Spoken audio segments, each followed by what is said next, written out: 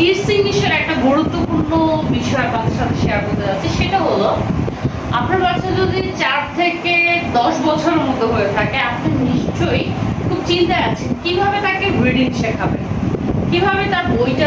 Kids ইংলিশের একটা গুরুত্বপূর্ণ বিষয় আপনাদের সাথে শেয়ার করতে যাচ্ছি, সেটা হলো আপনার বাচ্চা যদি 4 থেকে 10 বছরের মতো হয়ে থাকে, আপনি নিশ্চয়ই খুব চিন্তায় আছেন কিভাবে তাকে রিডিং শেখাবেন, কিভাবে তার বইটা সে বুঝবে, ওয়ার্ডগুলো বুঝবে। আসলে ওয়ার্ডগুলো মুখস্থ করে না করে আমরা খুব সহজে যদি ফনিক্সের মাধ্যমে ভেঙে ভেঙে তাকে যদি আমি শেখাতে পারি, তারপরে যদি সে ব্ল্যান্ডিং করতে পারে এবং ছোট ছোট ফ্রেজগুলো, গল্পগুলো যখন সে ইংলিশে রিডিং করতে পারে, আমরা নিজে চমকে যাবেন।